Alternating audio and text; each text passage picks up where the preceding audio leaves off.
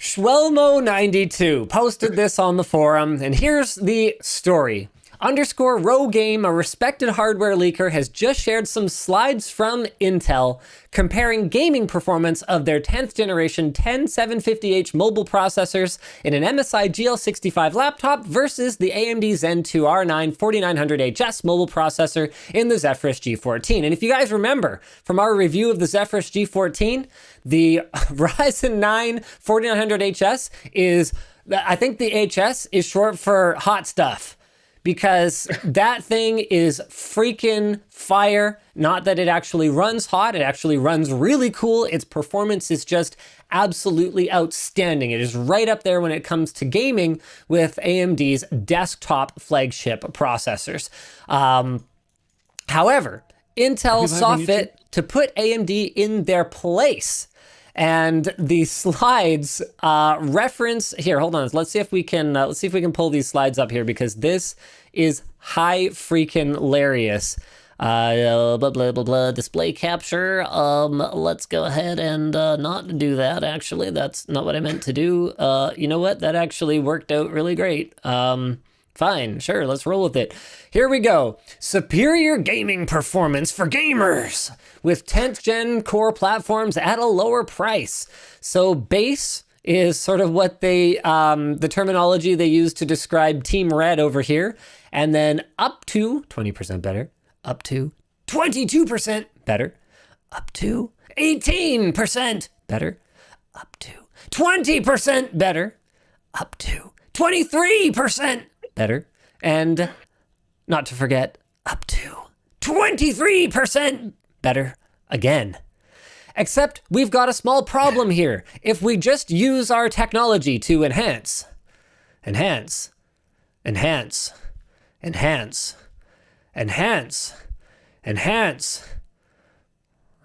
if we enhanced it enough, man, this page does not enhance-simulate very well. Here, let's enhance a different way. Hold on, we got more enhancing to do.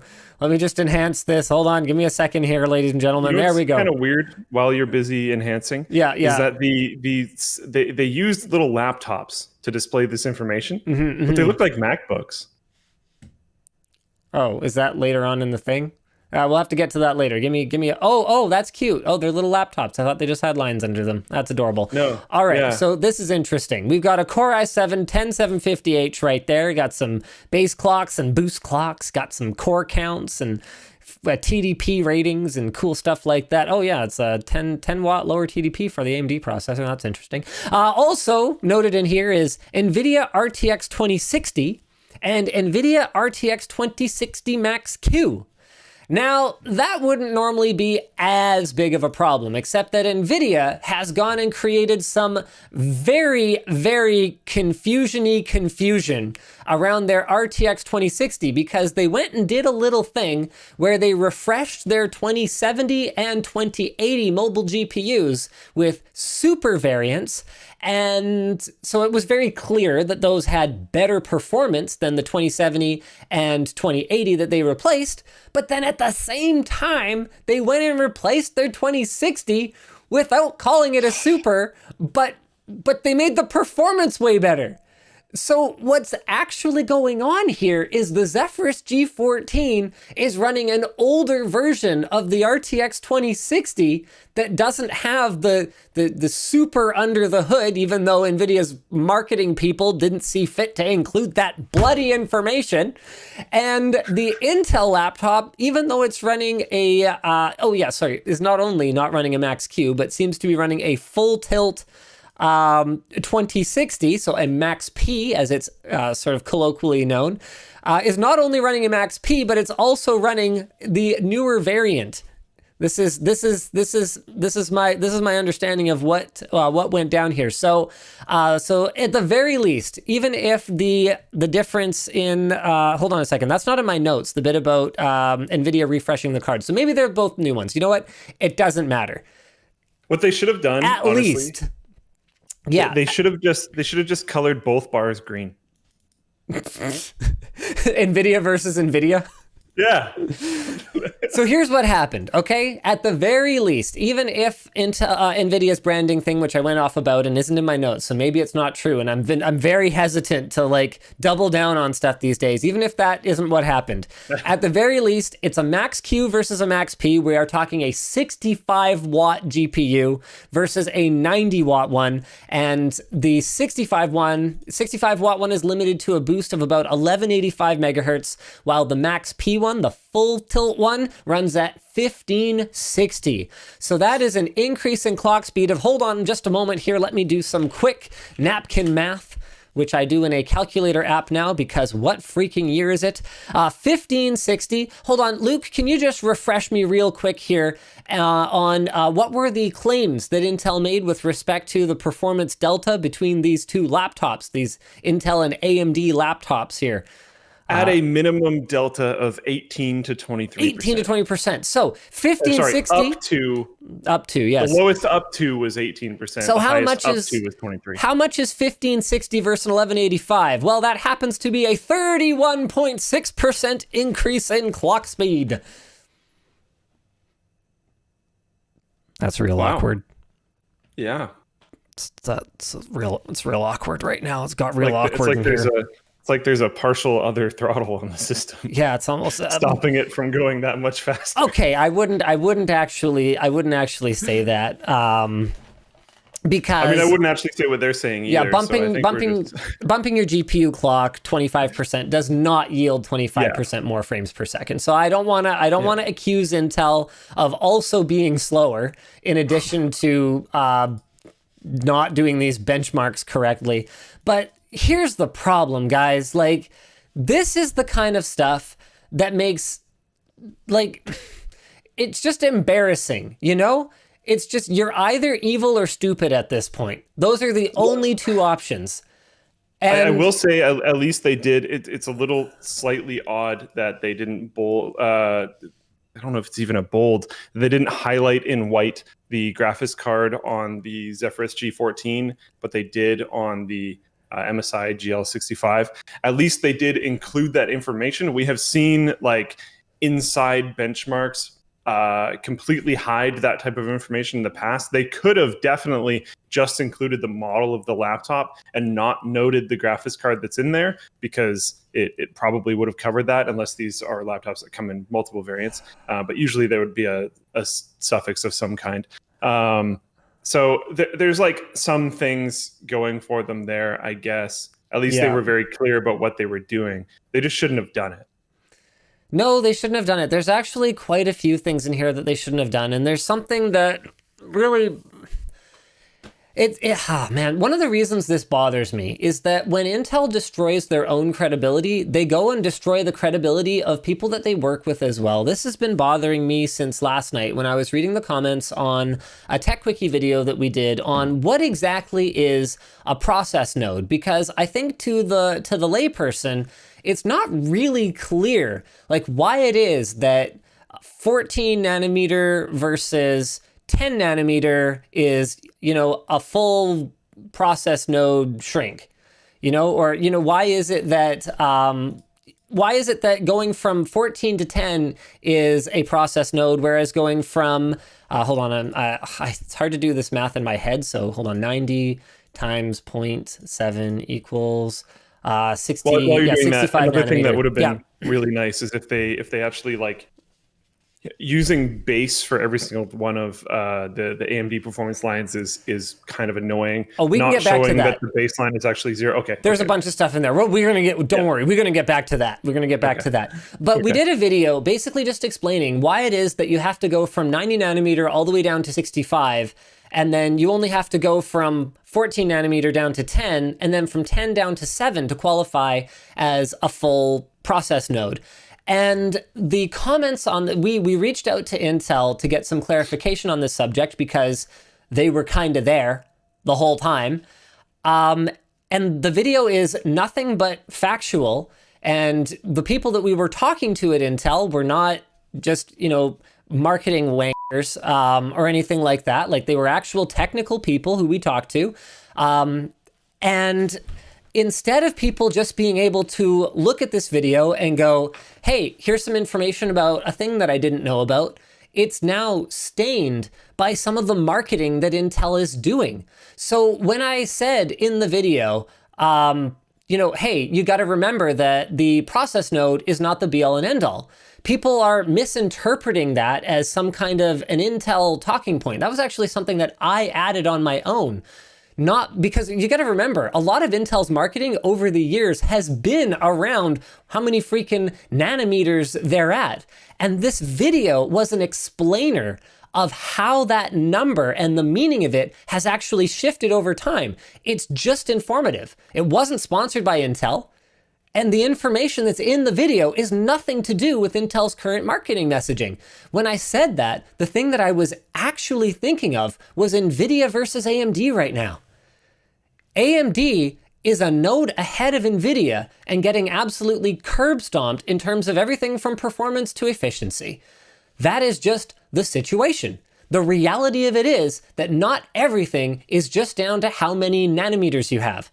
Another example that I didn't get into in depth in the video because it was beyond the scope of the tech quickie, like it's supposed to be quick, it's supposed to be focused, was that you can optimize a given manufacturing process, like a given nanometer size, a given transistor size. You can optimize it for high power parts or low power parts. I remember we ran into this when, which node was NVIDIA stuck on for freaking ever in the Maxwell days? It escapes me right now. It doesn't really matter. The point is that there were smaller processes available, but they were more optimized for high efficiency, low power parts and were not properly optimized for a GPU, which is why NVIDIA opted to stay on a previous node that had better optimizations for their use case versus just jumping to a node for the sake of having a lower, nanometer number that they could put in their marketing. That's the point I was trying to make. And yet the comment section on this video is full of people accusing Intel, basically, accusing Intel and by extension me of trying to downplay that AMD is on 7 nanometer and Intel is still stuck on 14 nanometer for a lot of their products and just finally shipping some 10 nanometer stuff. And it's like, no, that wasn't even one of the things Intel mentioned. That was just something that I felt was important for people to know. And another thing that I said at the end of the video, and this is really me off right now, was I said that at the end of the day, when you are shopping for a computer processor, it comes down to the real world performance in the applications that you actually use. And because of Intel's stupid statements that they've been making recently about how pretty much downplaying actual real world performance in real benchmarks because they're making the argument that a lot of people don't use those particular applications, I'm getting caught up in this kind of crossfire where people are saying I'm some kind of an Intel shill because I'm saying real world performance in applications that you use is what is important when you shop for a product. That is true. That is true today. It'll be true 10 years from now. It was true 10 years and 20 years ago, and it has absolutely nothing to do with Intel's marketing. The problem is that Intel is muddying the waters. They're taking a benchmark like Cinebench and they're saying, well, we should be putting less emphasis on this and we should be putting more emphasis on the applications that people are legitimately using every day. The problem is that here we've got a slide from this great article over on videocards.com. Hold on, where's this slide go? And for video editing, they're using Magix Fast Cut Plus. The f*** is Magix Fast Cut Plus? And who the f*** is using it? How is that more real world than Cinema 4D, which is an actual application that real actual professionals do use? So people are drawing this false parallel between what I said, which is that if you're going to shop for, if all you ever do is play Fortnite, that's all you do. You go to work, you get home, you turn on your computer, you play Fortnite, you go to sleep, you wake up in the morning, you go to work, rinse and repeat. If that's all you do, then the only thing that matters to you when you choose a CPU is how many FPS you get in Fortnite. That's it. That's all that matters, because that's what you actually do with your computer. You shouldn't buy a processor based on how good it is at running Cinebench or how good it is at running Adobe Premiere or whatever the case may be. That is a 100% truth. The issue is that Intel is using that truth as a shield and then twisting the narrative around to applications that people don't necessarily use. That was intense. That was my rant. I was just really upset by people when I was reading the comments on that video because A, I'm being accused of being a paid shill when I'm not. All we did is talk to people at Intel who gave us real information, nothing to do with these dumb slides, which I promise you we are going to get back to in a moment here.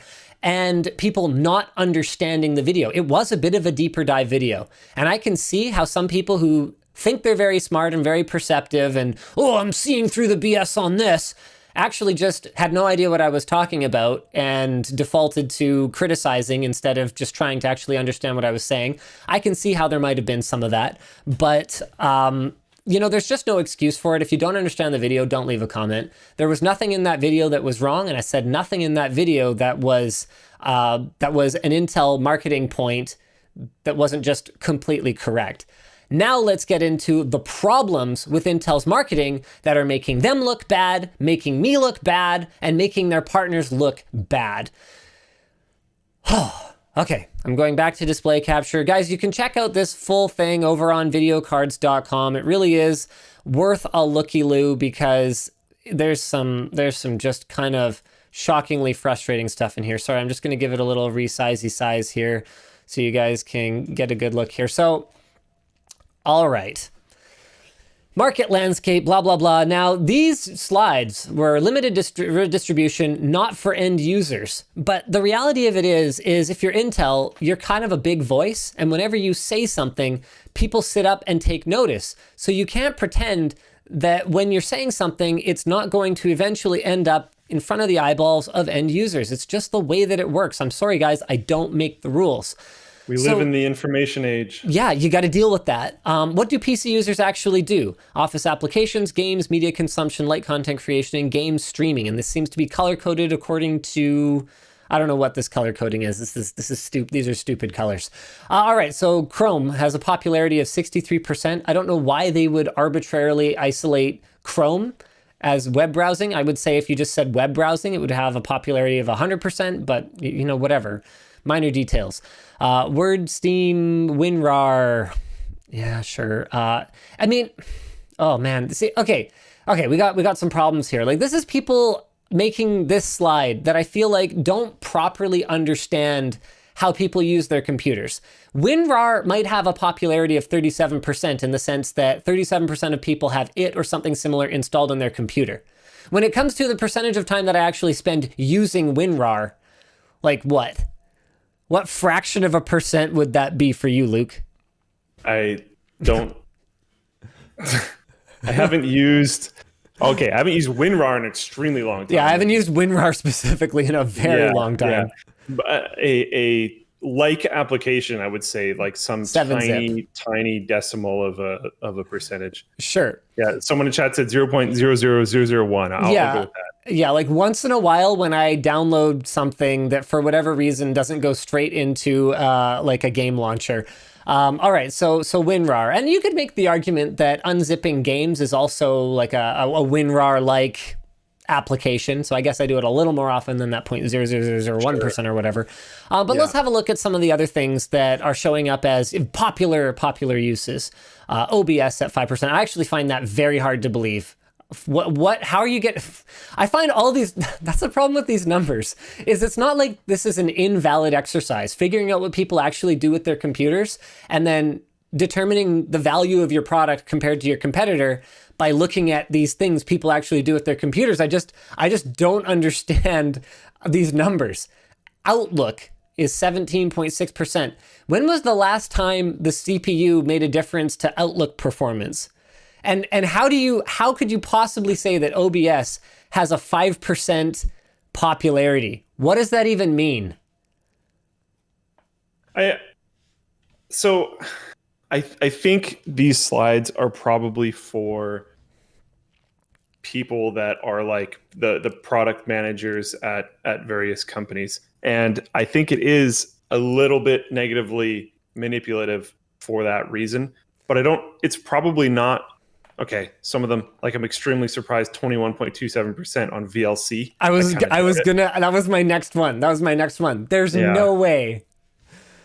There's just no way. Yeah.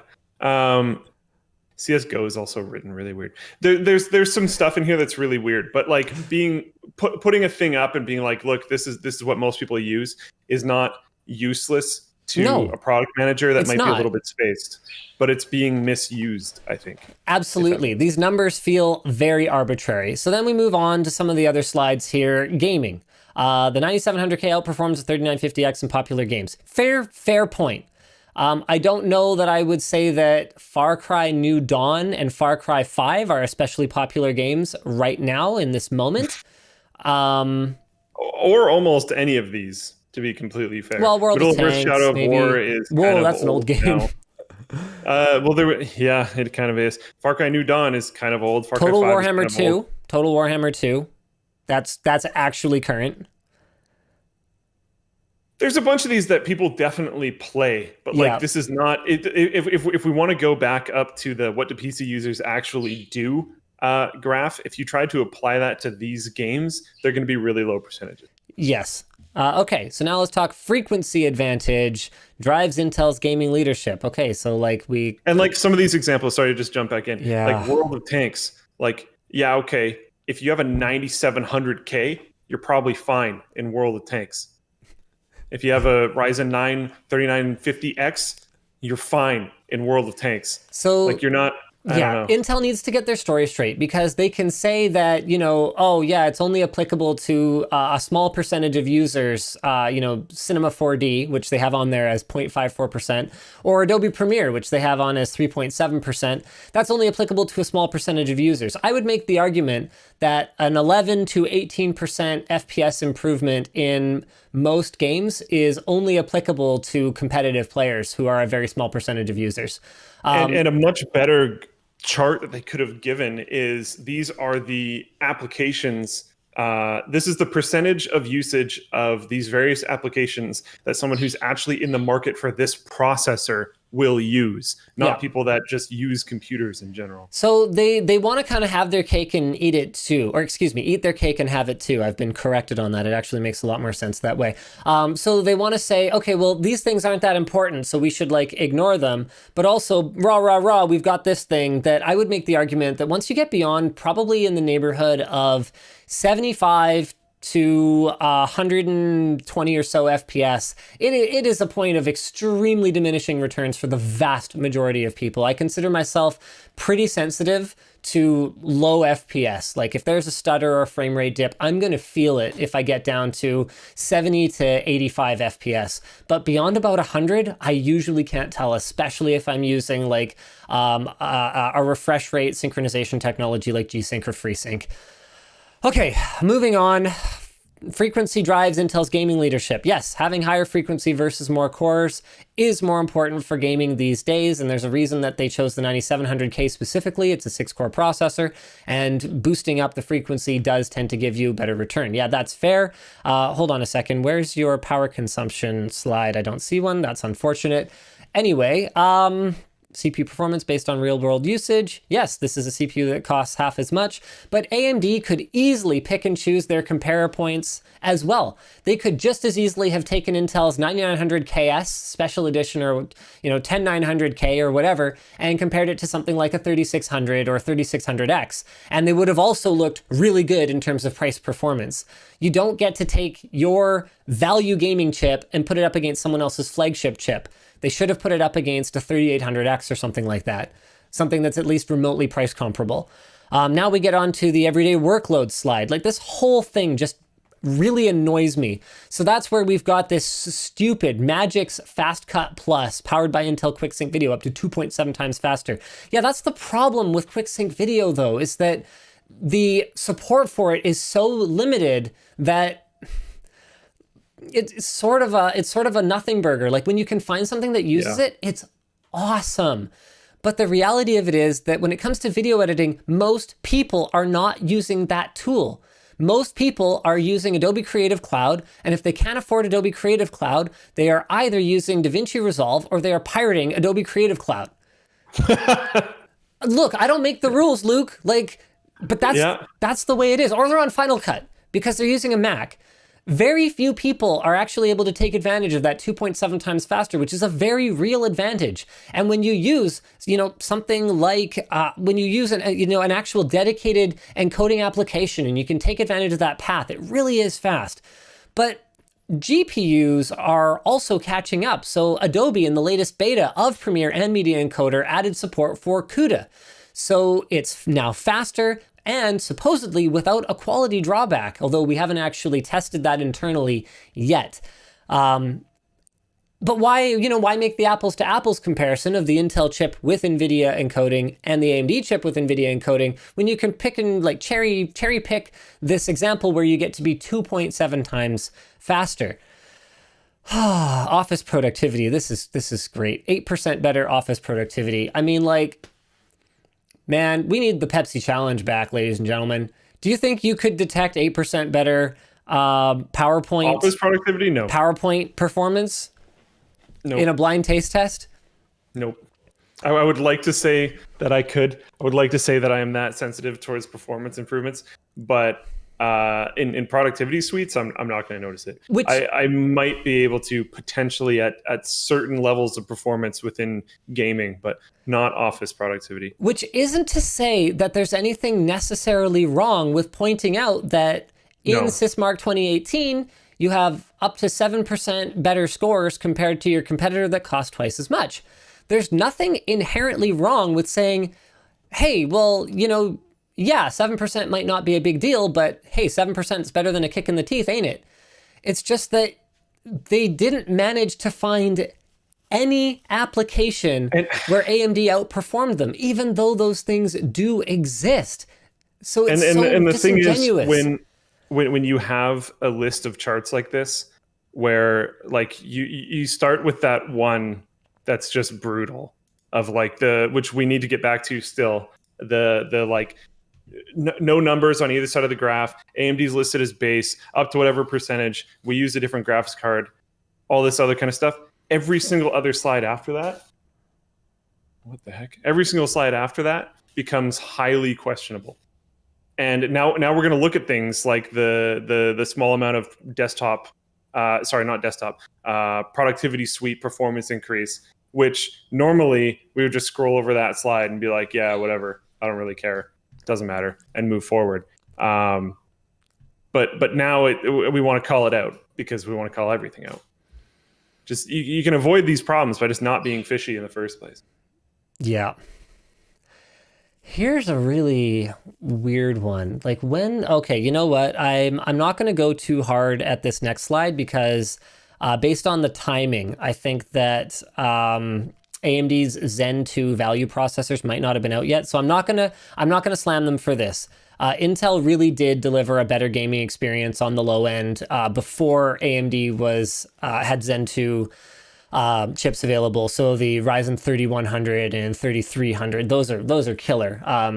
The 3400G really was probably not worth settling for gaming, so I'm not going to go after them for that. So let's go back to that one slide that you had wanted to talk about. Which one was the one you wanted to get back to? One quick thing before we go back. Yeah.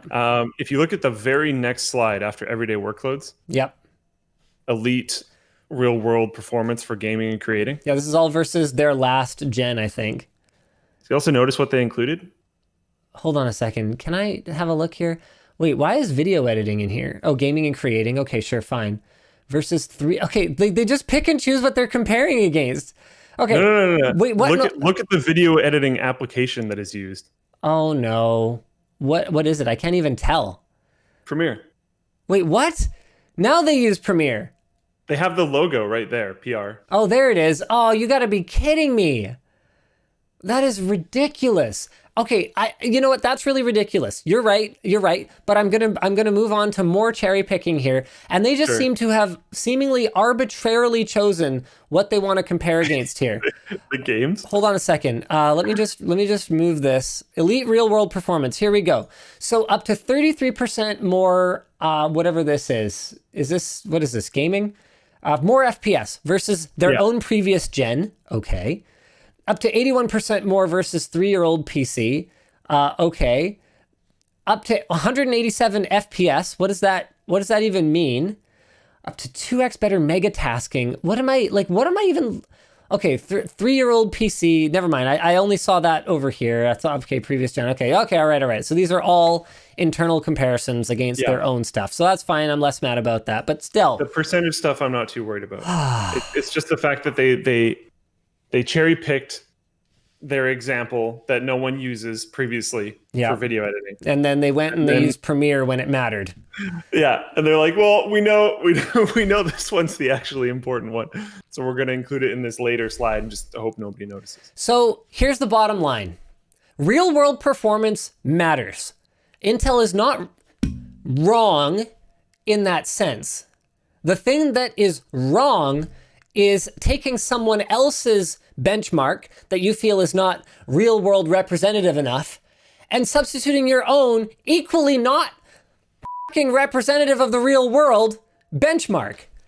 Okay, when I said in that video, I'm going back to the comments on that TechWiki video again. When I said in that video that real world performance is what matters, that is like an age-old wisdom that comes from back when CPU reviews used to contain almost nothing but the following: stupid, meaningless, arbitrary synthetic benchmarks like Sysoft Sandra, which just measures things like millions of instructions per second, which doesn't necessarily translate to the real world, okay? So a purely synthetic benchmark.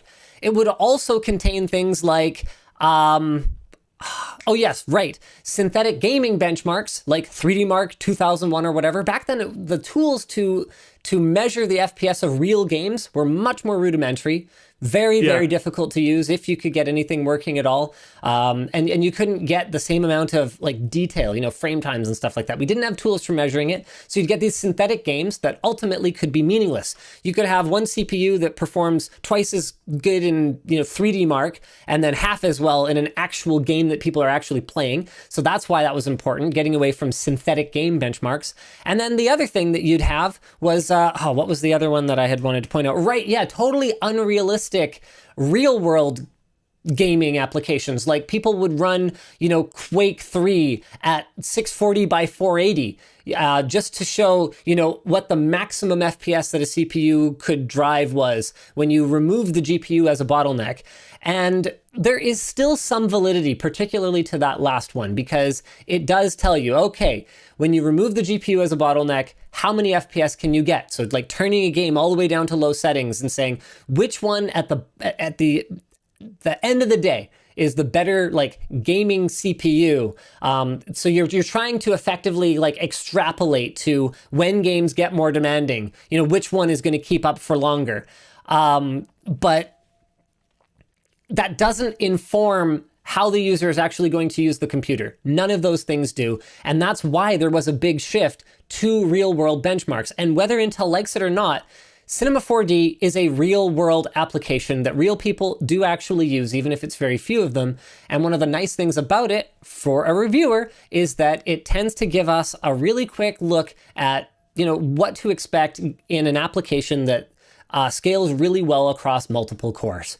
So it's not synthetic. And if you don't like, Cinema 4D or Cinebench or whatever, you could say that. You could say that specific benchmark we don't feel is applicable to many people, and they have said that. But you don't get to then pick your own random benchmarks or real-world applications that nobody uses and substitute those. That is my point, and that is all I have to say about it. Now, Intel, stop embarrassing yourself and stop embarrassing me because I have the, poor sense to talk to you about something as basic as, what a die shrink means, and then have people jump down my throat because they think that what I'm saying is somehow part of your dumb benchmarking.